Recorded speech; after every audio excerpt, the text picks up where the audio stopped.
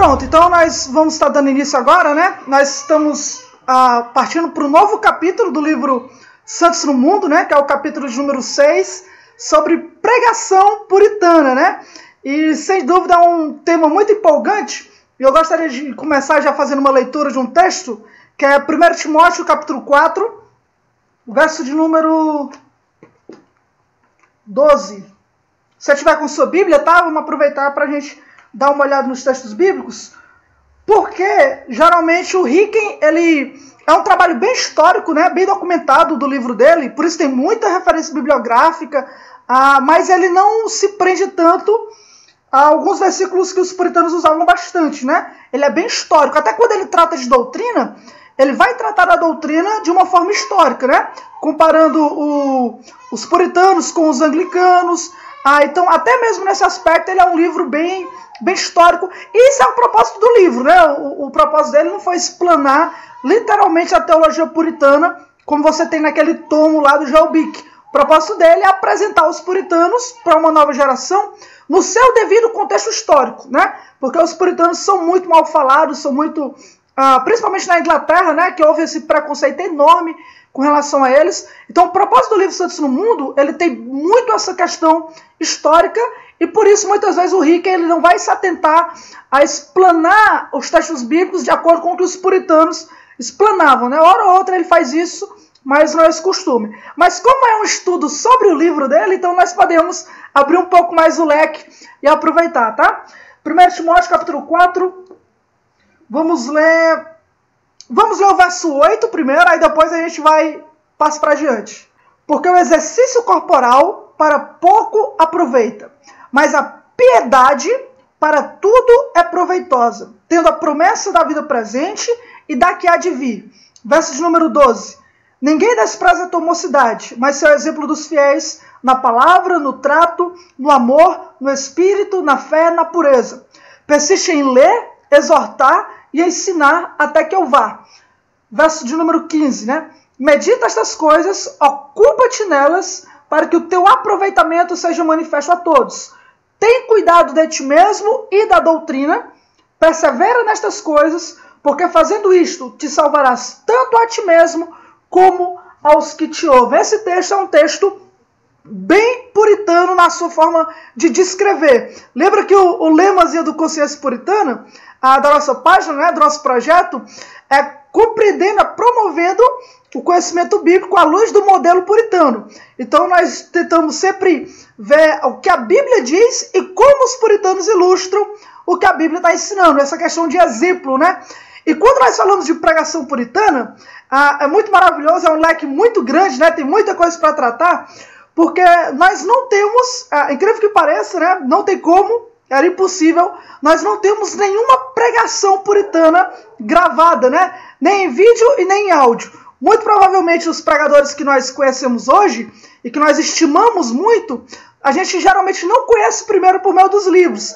A gente conhece geralmente por meio de alguma pregação em vídeo, né? Como Augusto Nicodemos, como Paul Washer, como Leonardo Ravenhill e algum outro pregador desse tipo, porque nós já estamos acostumados com essa pregação propriamente dita. O que nós temos em mãos são os livros que eles escreveram, que o Martin Lloyd Jones vai chamar de sermões, não de pregações, né? É o conteúdo das suas pregações escritas.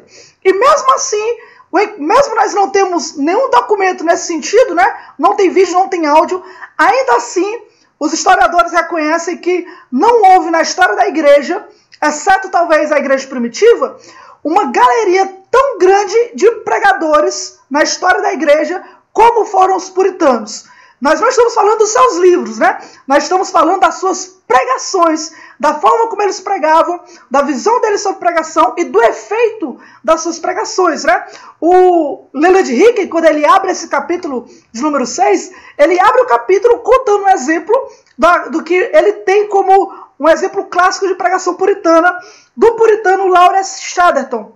Lawrence Chatterton, ele é praticamente um dos primeiros puritanos lá, né? E o exemplo que ele dá é que o Lawrence Chatterton foi pregar certa vez no interior, e as pessoas ouviram falar que ele ia para lá, né? Então as pessoas correram para poder ouvir a sua pregação.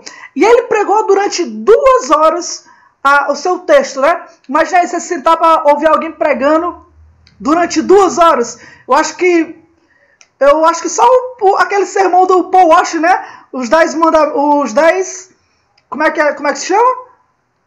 10 acusações contra a igreja moderna, né? Eu acho que esse sermão do Paul Washer tem umas 2 horas, mais ou menos. E esse cara pregou lá no estado durante 2 horas, e aí ele viu que estava muito avançado na pregação, e ele se pediu desculpa aos irmãos, e ele foi terminar de ir para a conclusão, quando o povo começou a dizer, não, pode continuar pregando, pregue mais, a gente quer que você pregue, continue pregando o texto. Então ele foi instado pela multidão a pregar durante mais de 2 horas num culto.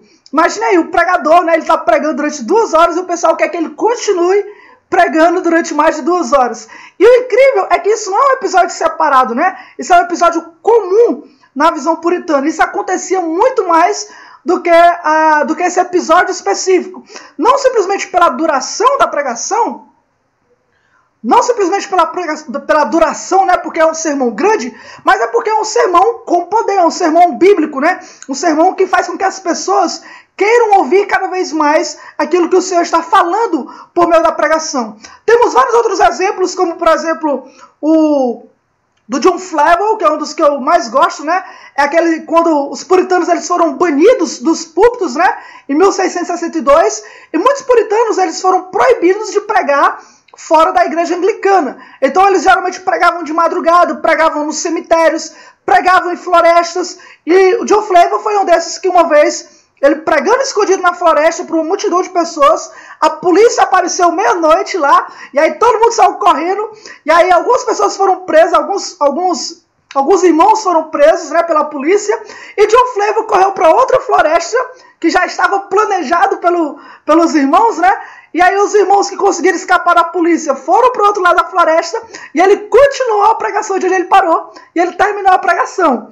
Então, você percebe aqui o amor que eles têm à pregação, não simplesmente dos puritanos pregadores, dos ministros, mas do povo puritano, né? Eles não estavam nem aí se a polícia apareceu ou não, eles já tinham o plano B para poder o sermão continuar e eles terminar a pregação.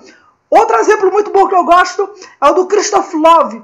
Christoph Love foi um puritano que morreu jovem, né? Morreu, se eu não me engano, com os seus 29, 30 anos, e no dia da sua execução, ele foi executado.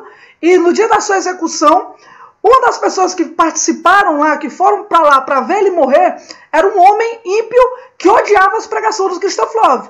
Ele tinha raiva, ele odiava a forma como o Christoph Love pregava, e ele foi para aquele dia para ver ele sendo executado.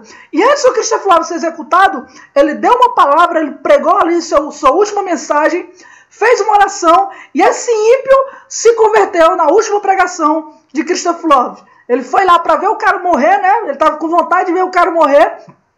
Mas, por meio da última pregação do Christoph Love, esse cara se converteu. Então, são muitos exemplos, né? Se a gente for citar aqui exemplos de pregação puritana, a gente vai passar a noite toda aqui falando, né? Tem outro exemplo que eu acho muito legal também, é o do Oliver Cromwell, quando ele vai pedir para o John Howe pregar um sermão. John Howe era um puritano muito conhecido na época, ele era o capelão do Oliver Cromwell. E aí, quando ele estava prestes a subir ao púlpito para pregar, nos últimos minutos, o Cromwell chamou ele e trocou o texto da pregação. Não, você prega nesse outro texto, porque o Cromwell queria testar ele, né? Aí o John Howe pegou esse outro texto e pregou durante 2 horas, na presença ali da multidão, né? Trocou o texto de última hora e o cara conseguiu desenrolar uma pregação, uma mensagem estruturada, durante 2 horas, num texto que foi dado de última hora. Então você percebe que esses caras, eles são destacados, não tem para onde correr. Quando se fala de puritano, você está falando de pregação. Você está falando de homens e mulheres que amavam ouvir pregação, que davam a sua vida pela pregação, que se entregavam pela pregação e que entendiam que a pregação é o maior chamado que um homem pode ter aqui na Terra, tá? O Ricken, ele vai dividir aqui, ele não tem uma divisão principal, né? Você percebe que o livro dele é por tópicos. Então você vê um primeiro tópico, segundo, terceiro, por aí vai. Mas eu quero fazer a divisão do capítulo dele, o capítulo 6, em 2 tópicos principais, tá? Primeiro, nós vamos falar um pouco sobre as perspectivas puritanas sobre a pregação, a forma como os puritanos olhavam para a pregação. Hoje, nós vamos ver isso hoje. Próxima semana, então nós vamos ver as características da pregação puritana.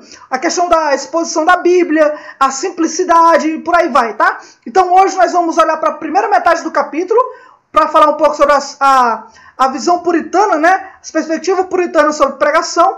E na outra semana, então, a gente vai dar umas características da pregação puritana. Os irmãos fiquem à vontade para comentar, para falar.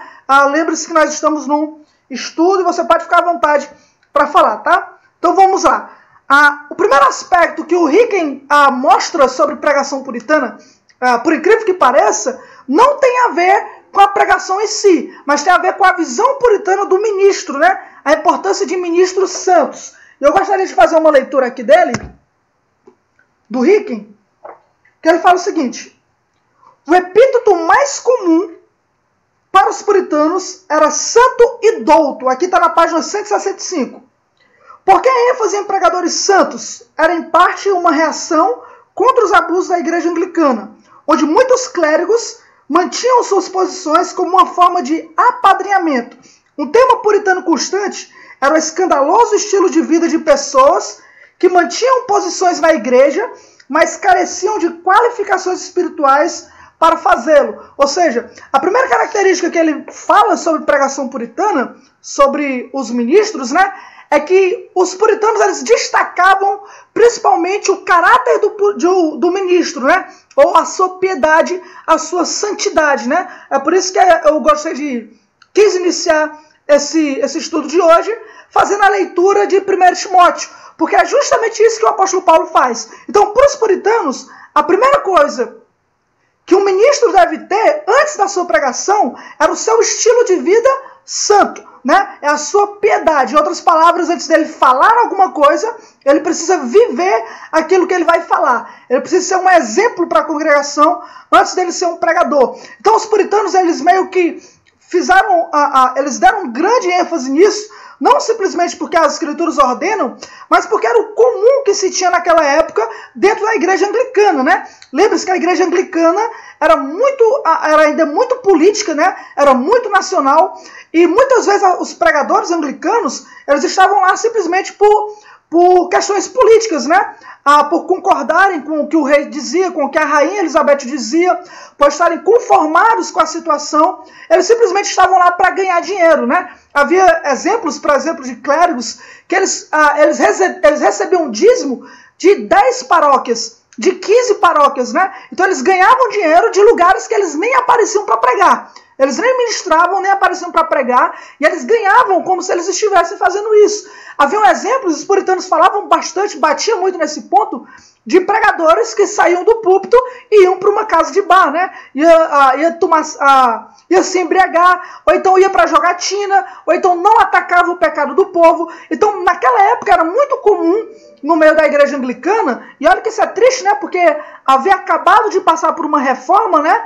E os pregadores daquela época eram pregadores que simplesmente não estavam nem aí para a santidade. Mas quando nós olhamos para a Bíblia, a pregação ela não simplesmente é enfatizada, mas quando é ensinada nas cartas pastorais, e quando nós olhamos, por exemplo, no livro de Atos, as grandes ênfases que a Bíblia dá para o ministro é que primeiro ele deve ser santo, né? Ele deve ser piedoso. A palavra piedade, ela aparece, se eu não me engano, 15 vezes no Novo Testamento e 10 vezes ela é citada nas cartas pastorais. Então na Bíblia existe uma ênfase muito grande, antes do pregador ser um pregador, ele ser um homem piedoso, um homem que teme ao Senhor, que ama as Escrituras, que leva uma vida santa, né? Para que ele possa então ser um pregador do Evangelho. Quando nós olhamos para hoje, isso ainda se torna muito comum. Infelizmente é uma urgência que eu acho que sempre teve na história da igreja, né? Hoje o maior problema, muitas vezes nós reclamamos, claro, das pregações, né? E de fato tem muita heresia sendo pregada hoje em dia, muita teologia que nem deveria ser chamada de teologia, mas o maior problema ainda persiste, que é o quê? Que é a impiedade nos púlpitos, que são pregadores que não têm uma vida real de comunhão com Deus, que não têm uma vida de compromisso real com a santidade, com a santificação. Então, você pode olhar para uma teologia ruim e discernir uma igreja que é ímpia, né? Uma igreja que não é uma igreja de Cristo. Mas você pode encontrar um pregador ímpio que ainda tem uma ortodoxia, que que ainda tem uma visão bíblica correta, sendo ímpio. Vê o problema? Então, se olha para o Agenoduque, se olha para essas igrejas mundanas, né? E você sabe que a pregação do cara é terrível, não tem nada de Bíblia, não tem nada de cristocêntrica, e que a vida do cara também vai no mesmo rumo, né? Jesus disse que reconhecer um falso profeta não é só pela pregação, é pelos frutos. Se ele tem uma pregação ímpia, é porque ele não conhece Bíblia. Se ele não conhece Bíblia, ele não vai viver a Bíblia. Então ele tem uma vida ruim. Agora o perigo não é isso. O perigo é alguém que tem uma doutrina correta, que tem uma teologia bíblica, que ele sabe dar os seus argumentos na internet, que ele tem aquele momento de culto público, onde ele pode pregar um sermão, mas que esse cara também tem uma vida que seja pecaminosa, uma vida ímpia. Deu para entender? Então está aqui um grande problema. O grande problema que nós encontramos hoje não é apenas a impiedade nos hereges, mas a impiedade naqueles que são ortodoxos, né? Naqueles que têm a pregação correta, que têm a exegese correta, que têm a teologia correta, e isso é pecaminoso. Tá? Isso é um grande problema que nós enfrentamos hoje. É por isso que, quando nós olhamos o movimento puritano, nós não temos que olhar o movimento puritano apenas com admiração, né? Leonardo Iverhill já dizia que é muito fácil nós admirar os santos que morreram porque é difícil imitá-los. Então, nós preferimos apenas admirá-los. E esse é um problema que nós não deveríamos ter, né? Nós pegamos homens hoje que têm uma grande teologia, ou na verdade, já citando novamente Iverhill, que tem uma Bíblia do mesmo tamanho que a nossa, que tem um sacrifício que foi o mesmo oferecido por nós na cruz, que tem o mesmo Espírito de Deus, mas que mesmo assim não consegue ter os mesmos frutos, né? Ou não ama da mesma forma, não se dedica da mesma forma. E pode ter certeza que o problema não está na Bíblia que nós temos. O problema está no coração que nós possuímos. O problema está na nossa incredulidade, no nosso pecado, né? E isso é um problema sério. Então, a ideia que nós temos nos estudos, você já deve ter visto essa pegada, não é só expor o que os puritanos diziam, mas abrir nossa mente, né? Beleza, você tem uma Bíblia, você está conhecendo a teologia puritana, mas você tem uma vida santa? Você luta contra o pecado? Você tem, como nós vemos aqui, que Paulo ordenando a Timóteo, né? Você tem cuidado de si mesmo, depois da doutrina, para que esse aproveitamento seja manifesto aos outros? Então, essa é a grande questão. Não é quanto tempo o homem passa simplesmente sentado, né, estudando teologia, mas quanto tempo ele vive a teologia que ele estuda. Então, a primeira coisa que nós temos que aprender sobre pregação puritana é que eles se importavam primeiro com a piedade do pregador, com a santidade daquele que vai pregar sobre o santo Deus, tá? Vamos fazer a leitura de outro texto? É Atos 20. Esse é um clássico. Se você entende puritano, você já sabe para onde é que nós vamos, né? Atos capítulo 20. Vamos para o verso de número 28. Nós vamos ter aqui mais um grande exemplo de como os puritanos se importavam que o pregador tem uma vida piedosa, né? Atos 20, verso 28. Quem achou pode ler, tá? Pode ficar à vontade para ler. Amém. Olhai, pois, por vós e por todo o rebanho, sobre que o Espírito Santo vos constituiu bispos, para apacentardes a igreja de Deus, que ele resgatou com seu próprio sangue. Pronto. Esse texto aqui, ele é um texto que marca a era puritana, que marca a pregação puritana, graças a um livro muito famoso, muito conhecido, do puritano Richard Baxter, né? O pastor aprovado, como foi traduzido, né? Mas quando ele escreveu foi o pastor reformado. O que aconteceu? Naquela época, os puritanos eles já se organizavam para tratar os próprios ministros, né? Então era comum ter profetizações. O que eram profetizações? Profetizações eram quando os puritanos, os ministros, reuniam ali um dia onde 3 pregadores iam se apresentar para pregar o mesmo texto. Então um pregava, por exemplo, Atos 2, pregava aquele texto, e os outros puritanos julgavam, né, se a pregação foi boa, como foi, onde falhou. Então vinha outro pregador e pregava o mesmo texto, e tinha essa conferência, né? Eles chamavam esse evento de profetizações. E às vezes era aberto ao público, então o público também podia aproveitar. O que aconteceu? Numa dessas conferências, muito depois das profetizações, né, na época do Richard Baxter, uma dessas conferências chamaram o Richard Baxter para poder pregar para os ministros puritanos, para os pastores, né? Mas infelizmente ele adoeceu, pela providência, na verdade, não foi infelizmente, ele adoeceu e ele não pôde participar da conferência. Como ele não pôde, então ele resolveu escrever aquilo que ele tinha preparado.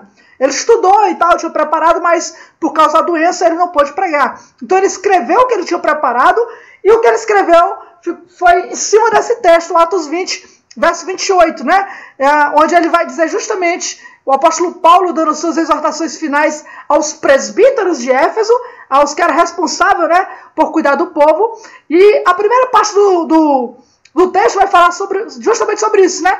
Tem cuidado de ti mesmo e do rebanho que a qual o Senhor vos constituiu bispos. Então ele divide o seu livro em duas partes. Ele vai falar primeiro sobre o cuidado do ministro consigo mesmo, e depois ele vai falar sobre o cuidado do ministro com a igreja.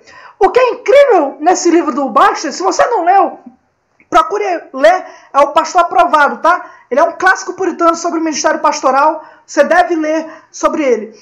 E a primeira parte do livro é chocante, é incrível de fato, se você já leu, a forma como o Baxter ele atinge a consciência do pregador, ao fazer com que ele entenda que a primeira grande responsabilidade que Deus quer que ele tenha é o cuidado de si mesmo como instrumento que Deus vai usar para ser um pregador. Isso por vários motivos, né? Ele dá vários motivos. Eu gostaria de ler aqui só o sumário que ele dá em cima desse texto.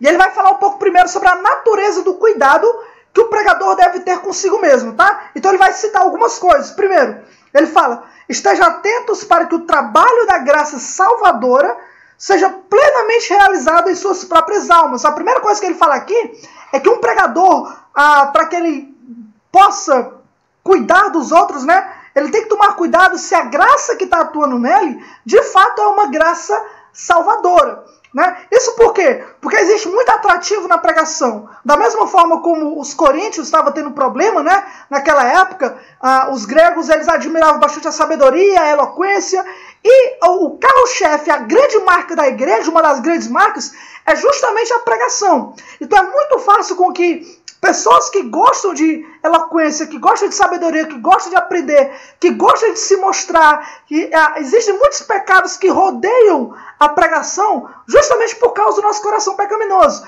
Então, a primeira coisa que um ministro, um pregador deve tomar cuidado é se a graça da salvação que ele quer pregar aos outros está atuando nele mesmo. Então, é um autoexame que o cara tem que ter sempre quando ele vai pregar um sermão. É a ideia dele pregar o sermão para si mesmo, né? Então, uma das naturezas que o Baxter se ressalta aqui é se a graça da salvação está atuando em nós, tá?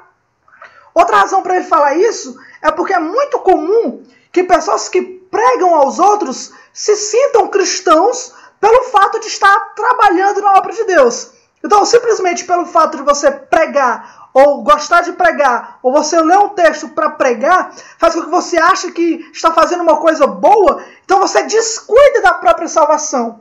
Você está tão ativo, né, trazendo para hoje, você está tão ativo escrevendo texto para o Instagram, estudando para poder você pregar, para ensinar. Você está lendo a Bíblia de tal forma que quando você vê um texto, você já não se examina com ele. Você já pensa, poxa, dá para me pregar esse texto dessa forma. Você já começa a pensar simplesmente no aspecto da pregação, simplesmente no aspecto de olhar para os outros, de olhar para fora, da forma como você pode dizer aquilo, se o jeito que você vai dizer bíblico é correto, que você acaba se esquecendo de que a leitura bíblica, o primeiro cuidado que Deus recomenda para cada um de nós é que você tem que cuidar de si mesmo, né? Você saber se aquele texto de fato está falando ao seu coração, o que ele exorta na sua própria vida, como você está podendo viver aquele texto antes de usar esse texto para os outros. Então é muito perigoso quando você já está no naipe, no nível de estudar a Bíblia, de ler livros, a ponto de simplesmente querer mostrar para os outros, simplesmente querer pregar, simplesmente querer mostrar e se esquecer de viver aquilo que você está estudando ou está aprendendo.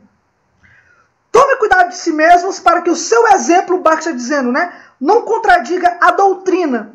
E assim vocês acabem sendo pedra de tropeço para os cegos. Em outras palavras, para você não ser um hipócrita, né? Você está se preocupando em pregar para os outros, mas a sua vida está contradizendo aquilo que você está ensinando. Não vivam nos pecados contra os quais pregam aos outros. E não sejam culpados daquilo que vocês estão condenando. Outro grande problema é você estar pregando contra a pornografia, e quando você está vivendo a pornografia, você está pregando para os outros ler a Bíblia, quando você não está lendo a sua Bíblia, está pregando para os outros terem uma vida de oração, quando você não aguenta 10 minutos de oração antes de dormir ou em algum momento do seu dia. Se examine, são esses detalhes que são importantes, né? Você está pregando para os outros fazerem uma coisa que você não está vivendo. E aí tem uma máxima puritana muito importante, que é o seguinte: se Deus não está lhe chamando agora para ser um pregador, se você não tem qualidades de um pregador, e ainda assim você prega, você vai ser julgado como um pregador, né? Você não está querendo ser um pregador, então você vai ser julgado como um pregador. O pregador tem que ser santo, você não está sendo, então se sua pregação é hipócrita, você vai ser julgado como um pregador hipócrita. Você não é chamado para o pastoreio, mas você se faz pastor, como tem muita igreja de esquina aí, onde o cara não é chamado para o pastoreio, ele quer porque quer tomar a frente de uma igreja, quer ganhar dinheiro, eles vão ser julgados com grande rigor, com o título que eles colocaram para si mesmos. Eles não se chamaram de pastor, no dia do juízo, Deus vai julgar eles como na mesma reta, no mesmo padrão, como um pastor bíblico deve ser julgado. Tá? Por isso que Tiago dá aquela máxima, né, irmãos? Não queiram muito de vós ser mestres, porque vai vir um duro juízo sobre mestre. Deus não me chamou para ser pastor, mas eu quero ser, eu vou viver como um pastor. Então no dia do juízo você vai ser julgado como pastor, ainda que você não tenha sido chamado para isso. Aí está o grande problema, né? Então, a primeira coisa, se você quer ser um pregador, ou se você quer aprender sobre pregação puritana, não tem como desassociar piedade e pregação, tá? Deus ele quer usar ministros santos, homens santos, para pregar o seu evangelho, tá? Então, são duas coisas aqui que os puritanos colocavam lado a lado. Alguém quer perguntar alguma coisa? Falar sobre alguma coisa?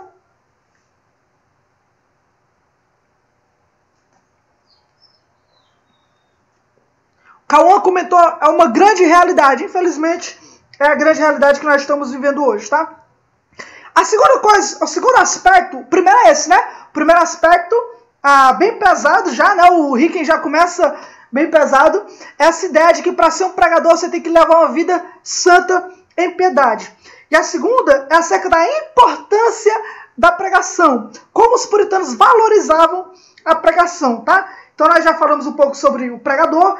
Então ele já parte agora para falar sobre pregação. Ele fala o seguinte: os puritanos eram unânimes em dizer que a tarefa principal de um pastor era pregar. Arthur afirmou que pregar era o principal trabalho de um pastor, enquanto John Owen acreditava que o primeiro e principal dever de um pastor é alimentar o rebanho pela pregação diligente da palavra. Então, a segunda coisa que os puritanos destacaram aqui é que a pregação não é simplesmente mais uma coisa que o pastor deve ser, mas é a principal obra que um pastor tem. Ela é principal. O cuidado do rebanho é importante, as visitas são importantes, o aconselhamento é importante, mas a pregação está acima do aconselhamento, a pregação está acima das visitas pastorais, a pregação é a parte mais importante que um pregador deve ter, deve entender, né? Eles entendiam que a forma como Deus se revelou ao mundo, desde a maneira como Gênesis foi escrito, né?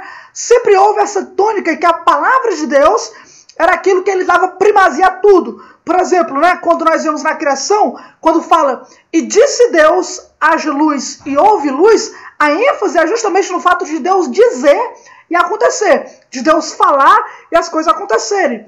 Quando nós vamos para os profetas, quando nós vamos para Moisés, a mesma ideia de revelação, quando Deus falava com Moisés e quando Deus mandava Moisés falar para o povo, havia uma prioridade, uma forma onde Deus ele dava ênfase e primazia naquilo que ele estava. Thomas Goodwin está participando? Rapaz, é um prazer, hein? Boa noite, meu irmão. Então, havia essa prioridade desde Gênesis, a forma como Deus inicia o livro. O Novo Testamento dá essa ênfase maior ainda quando Cristo, que é o próprio Verbo, então ele vem e se revela, e o seu ministério também é marcado pela pregação. Quando passa para Atos, para os apóstolos, quando passa para os presbíteros, quando passa para as instruções, a pregação continua sendo a primazia na igreja, tá? Então, os puritanos conseguiram entender a mesma forma que não tem como o evangelho, não tem como a maior ênfase da igreja, a maior marca da igreja ser outra a não ser a pregação. Sendo que foi assim que Deus tem se revelado desde a criação, o ato da criação, até o Novo Testamento, tudo isso tem sido a ênfase principal, é a pregação. Isso é importante dizer nos dias de hoje, né? Eu acabei de enfatizar aqui que o cara tem que ser primeiro exemplo de piedade para depois ser um pregador. No entanto, a primazia da igreja está sobre a pregação. Nós não podemos chegar ao ponto de, como os mosteiros de São Francisco, né, começar a dizer aquela famosa frase franciscana, onde ele fala o seguinte: pregue o evangelho, se preciso, use palavras. Vocês já ouviram esse ditado? Pregue o evangelho, se possível, use palavras. Irmãos, os puritanos eles iam detestar esse tipo de frase, né? Dando a entender que o quê? Que você consegue pregar o evangelho simplesmente com o seu estilo de vida, e a pregação só se torna necessário se o seu estilo de vida não for suficiente. É como se você seja um crente no trabalho, seja um crente em casa, seja um crente na família, seja um crente no meio dos ímpios, mas só prega se for preciso. Não existe isso. O que salva, o que converte o homem não é o exemplo do pregador, é a pregação. Né? O apóstolo Paulo ele vai tratar a vida, o testemunho, como um ornamento da doutrina e não como a doutrina. Tá? Vamos dar uma olhada aí em Tito, capítulo 2. Abra sua Bíblia em Tito, capítulo 2.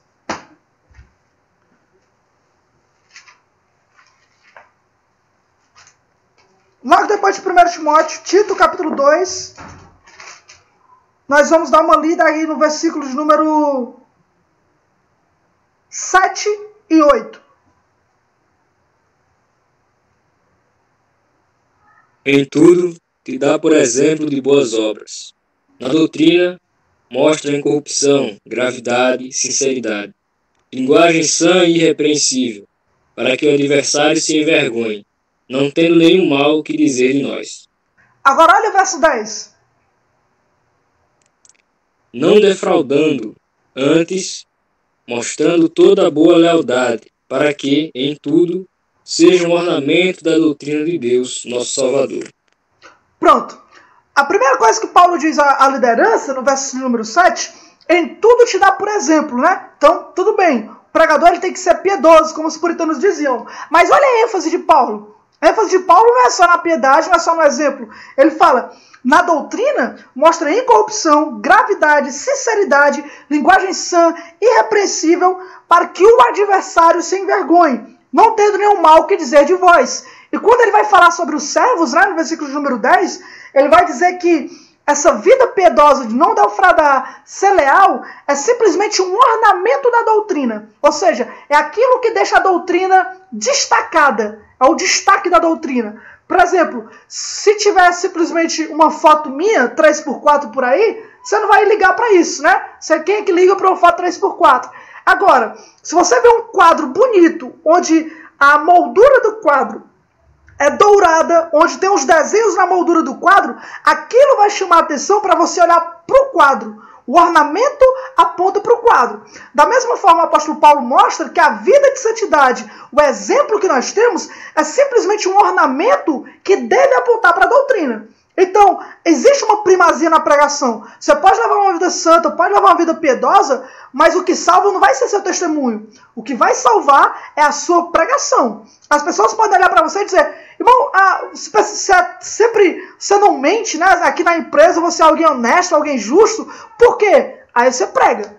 Aquilo não vai ser suficiente para salvar. Se você não pregar, se as pessoas não pararem para pensar que você é assim por causa de alguma coisa que é o evangelho, não tem como elas serem salvas. Elas podem perceber que você é um bom funcionário, mas não vão perceber que você tem um bom Salvador, que é Cristo, né, que é Deus. Não vão aprender sobre Deus simplesmente se você viver o Evangelho, mas se não pregar o Evangelho, tá? Então o mandamento que Deus deixou para nós não é simplesmente viva o Evangelho, mas pregue o Evangelho. Então, eu já vi muito crente citando essa frase de São Francisco, né?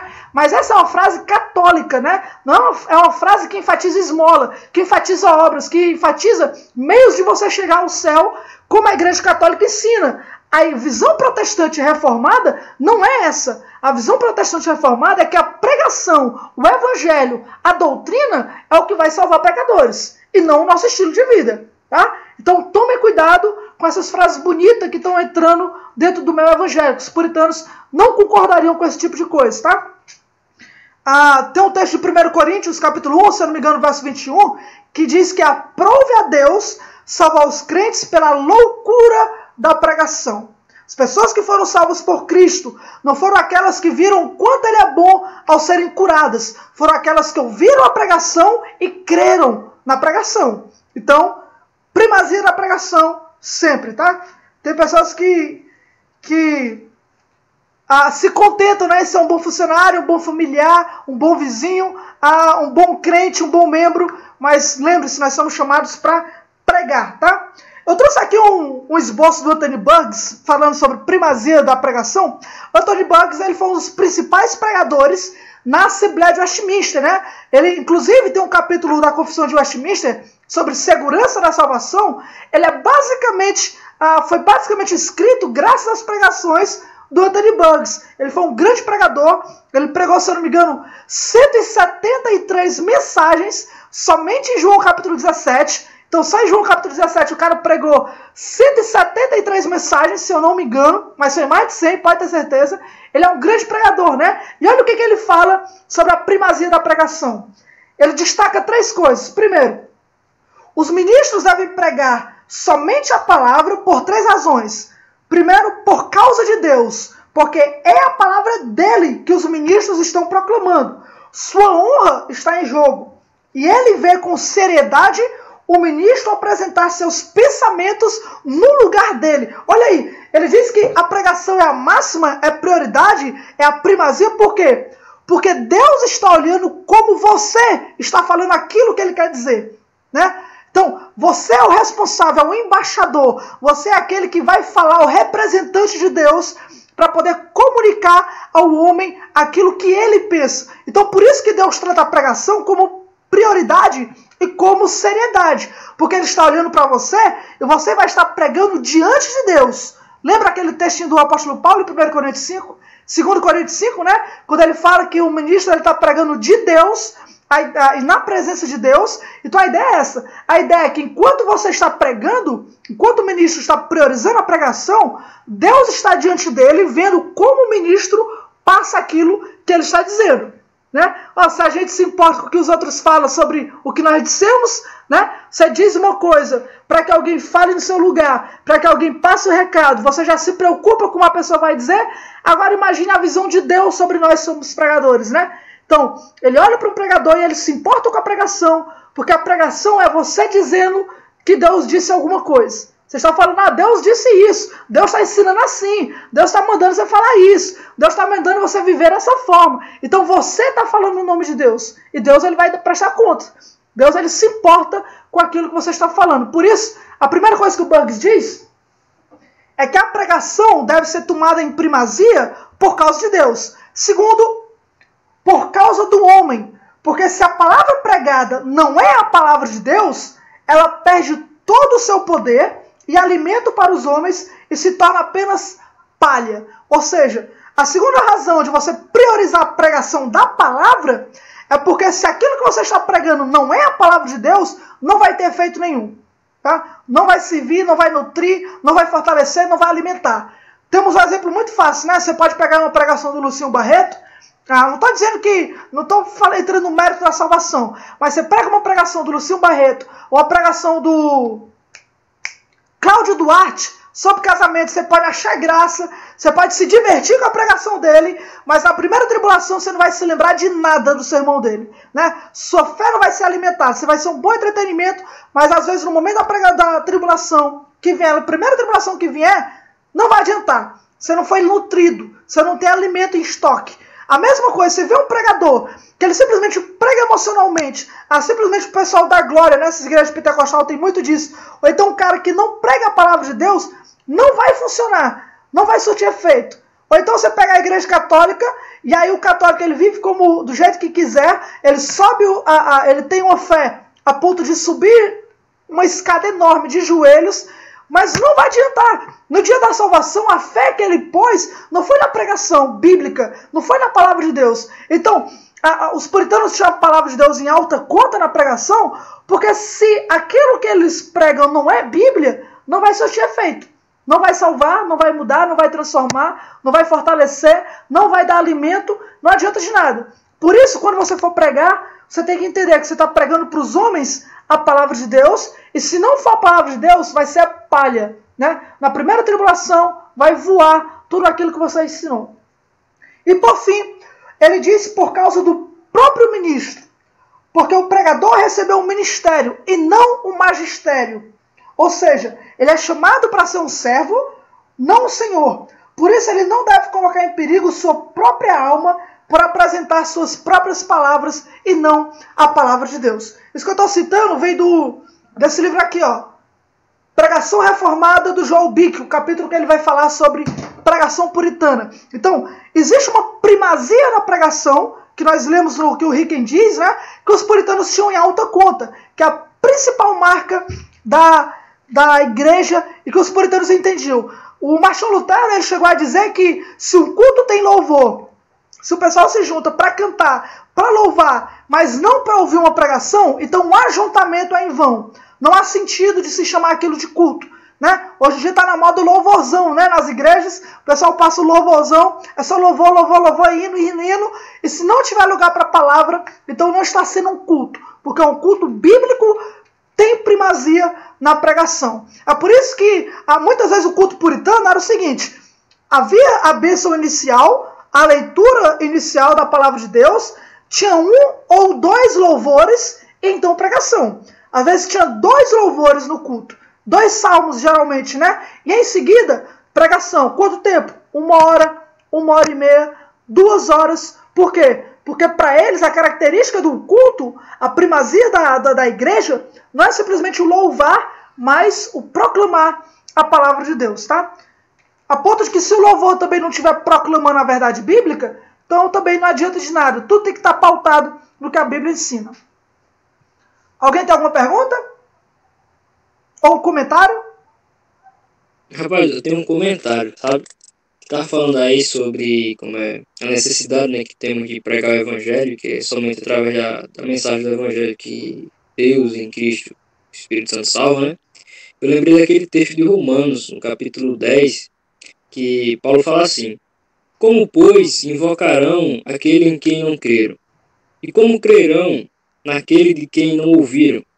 E como ouvirão se não há quem pregue? Aí a gente vê, né, a importância de se pregar o Evangelho, de se anunciar a mensagem. E também, quando eu estava falando a respeito ainda da pregação, né, eu lembrei de 2 Timóteo, capítulo 4, quando Paulo diz assim a Timóteo: conjuro-te, pois, diante de Deus e do Senhor Jesus Cristo, que há de julgar os vivos e os mortos, na sua vinda e no seu reino, que pregues a palavra, instes a tempo e fora de tempo, redargas, repreendas, exortes com toda a longanimidade e doutrina. Aí a gente vê, né, a importância da pregação da palavra e a relevância disso, né, para nós no dia de hoje. E era essas palavras aí que eu tenho para dizer. Amém. Ótimo comentário aí, uma ótima considerações bíblicas, né? Agora nós vamos para a última parte, tá? Para a gente encerrar. Então nós vimos algumas visões que os puritanos tinham sobre pregação, tá? Primeiro, que a pregação deve ser acompanhada de um ministério piedoso, né? de um ministro santo, que tem que ter essa ênfase na vida de santidade. Segundo, que a vida de santidade não é suficiente, a primazia é da pregação. A pregação é a principal marca na igreja, a forma como Deus se revelou desde a criação do mundo até o livro de Apocalipse, dessa prioridade na pregação, e eles viveram isso na prática, né? Em terceiro lugar, eles davam uma importância de entender que Deus nos criou racionalmente. Então essa é a terceira coisa. Por que a pregação é importante? A terceira visão que os puritanos tinham é que Deus nos criou de uma forma racional, ou seja, de uma forma intelectual, você entende Deus, ele vai se comunicar com você de uma forma racional, e que por isso a pregação deve ser uma pregação racional, uma pregação que possa ser entendida, que foque naquilo que você entende, na forma como você compreende. Uma máxima puritana, o J. Pack vai dizer que uma máxima puritana é que a graça precisa passar pelo intelecto antes de descer ao coração. Antes de transformar a vida de um homem, você tem que entender aquilo que está sendo pregado, tá? De tal forma que, o que é que significa alguém evangelizado? Alguém evangelizado, na visão puritana, não é alguém que ouviu o evangelho, né? É alguém que compreendeu o que está sendo dito a ponto de rejeitar ou se render. Então, se você simplesmente prega de qualquer forma, de uma forma que a pessoa não entende aquilo que foi pregado, ela não sabe o que aconteceu na cruz, não entende sobre o seu pecado e a necessidade de arrependimento, se ela não entende o evangelho, ela não foi evangelizada. Você pode ter pregado do pior jeito possível, mas aquilo não foi evangelismo. Só se torna pregação, só se torna evangelismo se a pessoa entendeu aquilo que é passado. Por quê? Porque como Deus nos criou de uma forma racional, Ele pretende usar a pregação racionalmente para poder mudar a nossa vida. Isso é muito importante na visão puritana, tá? Nós podemos ler o último texto aqui para a gente encerrar. 1 Timóteo, capítulo 4, novamente, 1 Timóteo 4, só o verso de número 13. Se os puritanos foram definir pregação, essa é a definição puritana de pregação. 1 Timóteo, capítulo 4, verso de número 13. Quem achou pode ler. Persiste em ler, exortar e ensinar, até que eu vá. O que é pregação? Pregação é três coisas. Primeiro, leitura. Você vai ler o texto, você não vai inventar a mensagem tem que estar escrita, né? A pregação, a base da mensagem tem que estar escrita. Segundo, você vai ensinar aquela mensagem, você vai tirar a doutrina principal ou o tema que a Bíblia está expondo ali, então você vai ensinar. E terceiro, você vai exortar, ou seja, você vai aplicar a palavra que foi ensinada aos ouvintes que estão lhe ouvindo. Seja o homem mais velho, a mulher mais velha, seja o ímpio, seja o crente. A questão é que você tem que ensinar e aplicar, você tem que exortar, né? Aquilo tem que se tornar real na vida da pessoa que está ouvindo. Então isso aqui, esse texto de Paulo é a definição de pregação. Leitura, ensino, exortação. Você vai tirar da Bíblia a sua pregação, você vai ensinar o que Deus quer passar, e você vai aplicar na vida dos ouvintes. Isso é a prática, né? O John Preston, ele definiu pregação dessa forma. O que é pregação na visão de John Preston? Né? Tem um clássico dele sobre pregação também. Uma interpretação ou um manejar público da palavra realizado por um embaixador ou ministro que fala ao povo em lugar de Deus no nome de Cristo. Então aqui ele aborda a pregação como sendo uma interpretação ou um manejar público da palavra. Então o objetivo é você falar em nome de Deus, no lugar de Deus, em nome de Cristo, aquilo que as Escrituras ensinam, mas você tem que interpretar ou dar entendimento àquilo que você está falando, né? De uma forma que a pessoa possa entender aquilo que você está falando, tá? Isso é importante, mais uma vez, para corrigir a visão moderna de pregação. O que é pregação? Pregação, em tudo isso, reunindo tudo isso, é você entender que Deus criou o homem racionalmente, a sua imagem e semelhança, podendo pensar, podendo raciocinar de uma forma lógica, com o intuito de conhecer a Deus e a vontade de Deus. Quando o pecado entrou no mundo, o maior problema do homem foi isso. Por isso que a Bíblia, quando vai descrever um ímpio, ela vai descrever um ímpio como? Um ímpio é um cego, um ímpio é alguém que não tem entendimento, não compreende as coisas de Deus, um ímpio é alguém que trocou a verdade pela mentira, que é filho da mentira. O ímpio é o homem do engano do pecado, como Paulo vai dizer. Então você percebe que a descrição de um ímpio na Bíblia sempre tem a ver com alguém que não entende a palavra de Deus, não compreende, ele é trevas, ele não enxerga, ele não vê, ele está enganado pelo seu próprio pecado. Então a pregação ela vem para corrigir isso. Aqui está um homem que não conhece a vontade de Deus, não conhece a verdade de Deus, está sendo enganado. Ele acha que vai para o céu muitas vezes, ou então ele acha que sabe quem Deus é e não conhece, ele está sendo enganado pelo seu próprio pecado, né? Por culpa do seu próprio pecado, e a pregação vem trazer a verdade de Deus a esse homem. Vem abrir a sua mente, abrir os seus olhos, dar entendimento, tirar o engano. Conhecereis a verdade vos libertará. Então os puritanos eles tinham essa visão. O ímpio é um cara enganado, um homem que está entregue à mentira, que está entregue ao pecado. A pregação vem para esclarecer, para abrir a mente, para dar entendimento, para que o homem conheça a verdade por meio do Espírito Santo, para que então ele possa crer e a pregação possa dar fruto, tá? Então, por isso que a pregação puritana, ela é muito lógica. Nós vamos ver isso melhor na próxima semana. Mas ela é sempre lógica, no sentido de que se Deus disse isso, então você deve fazer isso, você pode fazer isso dessa forma, significa que você tem que deixar de fazer isso. Os caras eram lógicos, por quê? Porque pregação é isso. Pregação é você entender que se você não edificar, se você não dar instrução àquela pessoa, ela vai continuar nas trevas, e o propósito da pregação é libertar ela por meio da verdade. John Owen, ele é enfático nisso, né? Tem uma frase dele aqui, que ele fala o seguinte: visto que somos homens, Deus nos instruirá quanto à sua mente e à sua vontade, através das faculdades racionais de nossas almas. Então, já que Deus nos criou com essa racionalidade, o que ele vai fazer é isso. Uma vez eu vi um cara que pregou, né, numa certa igreja, e perguntaram para ele se a pregação foi ótima. Ele disse que a pregação foi tão boa que ele não se lembra aquilo que ele pregou. Como que pode? Como que a pregação foi tão boa e o cara não lembra aquilo que ele pregou?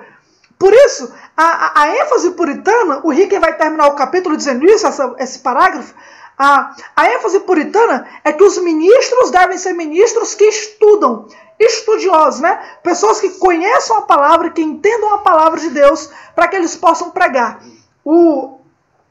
Uma vez diante da rainha, o puritano Edward Dering, ele falou o seguinte: de toda a miséria com que a igreja é afligida, nenhuma é maior que esta, que seus ministros sejam ignorantes e não tenham nada para dizer. Né? Ou seja, a maior miséria que uma igreja pode ter é um pregador que não sabe o que vai falar, que não tem conhecimento da Bíblia, não conhece as Escrituras, não sabe como ensinar a palavra de Deus. Fabrício, é o John Owen que tem o maior sermão escrito sobre a epístola, maior comentário escrito, né? Parece que são mais de 9.000 páginas aí escrita em Hebreus. Uma vez eu pensei em botar a série lá nas sextas-feiras, né? No grupo, mas são mais de 50 PDFs. Eu tenho visto os comentários dele em Hebreus, depois eu posso passar para vocês. Então, o maior problema de um ministro, já que a pregação é falar a palavra de Deus, é ensinar a palavra de Deus racionalmente, o maior problema de um ministro é a ignorância. Ele não conhecer a Bíblia, não saber o que a Bíblia ensina, não saber a maneira como a Bíblia vai poder falar, tá? John Hooper, novamente, ele fez uma investigação entre os anglicanos, né, entre os pregadores naquela época, e o resultado foi esse. São 311 pessoas foram entrevistadas pelo John Owen, 311 pregadores anglicanos. Desses, somente 171 deles não podia citar os 10 mandamentos. Então, de 311, 171 é mais da metade desses pregadores não podiam citar os 10 mandamentos. 33 não sabiam onde é que estava na Bíblia. 30 não sabiam dizer onde ficava o Pai Nosso na Bíblia. 27 não podiam nomear o autor do Pai Nosso. Que foi que disse o Pai Nosso? 27 deles não sabiam quem foi. E 10 não podia recitá-lo, não podia dizer. Então o maior problema que eles tinham naquela época era justamente isso, né? O fato de que os caras não conheciam Bíblia. O pregador não conhecia de Bíblia. Irmãos, hoje não tem... exatamente, o Ailton, né? É a realidade atual. O maior problema é esse. Muitas das congregações não podem escutar sobre a aliança da redenção. Não pode aprender sobre as alianças. Não, como o John Owen é muito conhecido, né? Por pregar sobre isso. Não pode aprender sobre os ofícios de Cristo. Não sabe sobre as duas naturezas de Jesus. Ainda se enrola naquela pergunta, né? Se Jesus é Deus, como é que ele não sabe o dia da vinda dele? Muito pregador ainda se enrola com esse tipo de coisa. E isso deveria ser comum, né? O rapaz não sabe quem ensinou o Pai Nosso. É verdade, né? Hoje em dia, talvez graças ao catolicismo, né, as pessoas saibam, mas a maioria delas não sabe onde está na Bíblia. Onde que está o Pai Nosso? Mateus 6. Qual versículo? Qual versículo está o Pai Nosso? Onde que eu vou encontrar? Fora Mateus, onde que está? Os caras não conhecem a própria Bíblia. Não sabem citar. Você pega o Thomas Watson da vida, né? O cara consegue fazer ilustrações na pregação usando a própria Bíblia. Ele ilustra o sermão, não é com coisa... um dia fulano de tal estava andando e caiu e dessa forma cai da graça. Não existe isso, né? O Thomas Watson, ele citava Bíblia para ilustrar Bíblia. Ele usava exemplos bíblicos para tentar deixar o sermão mais claro. Então, os caras entendiam de Bíblia, eles amavam a Bíblia, estudavam a Bíblia e passavam a Bíblia para os outros. Por quê? Porque se eles não conhecem Bíblia, eles vão pregar o quê? Qual o conteúdo? Então, você quer ser um pregador? Pregador de igreja na rua, não sei. Evangelizador você tem que ser. Você tem que saber evangelizar. Você sabe evangelizar? Você conhece a Bíblia? Você entende a Escritura? Você já leu a Bíblia quantas vezes na sua vida? Trazendo para nós, como você vai pregar um texto se você não conhece o contexto, se você muitas vezes não conhece o que os outros escritores bíblicos falaram sobre o assunto. Então os puritanos, é por isso que o investimento puritano era de universidade, né? Os caras abriram universidade à torta e à direita, abriram Oxford, mas usaram Oxford, eles não abriram Oxford, veio muito antes, 1300, 1200, mas eles dominaram Oxford. John Owen foi reitor de Oxford. Os grandes pregadores puritanos saíram de Oxford. Outras faculdades, como por exemplo Harvard. Harvard foi fundado pelos puritanos. O nome Harvard veio do pastor puritano Charles Harvard. Porque os caras entendiam que o conhecimento, o estudo exaustivo da Bíblia faz grandes pregadores. Faz com que o pregador saiba o que vai ensinar. Saiba como ensinar, o porquê ensinar, a maneira de alcançar o coração da audiência, tá? Então, irmãos, o que a gente pode concluir hoje sobre pregação puritana, para a gente encerrar, né? O que a gente pode concluir são essas três coisas. Primeiro, precisa ter uma vida piedosa. Quer ser um pregador? Comece pela vida piedosa, né? Comece pela santidade, pela santificação. John Flavel, ele tem no livro dele sobre providência, existe um texto que ele vai dizer lá, que a santidade facilita o pregador. E, se eu não me engano, ele vai basear isso no Salmo de número 25.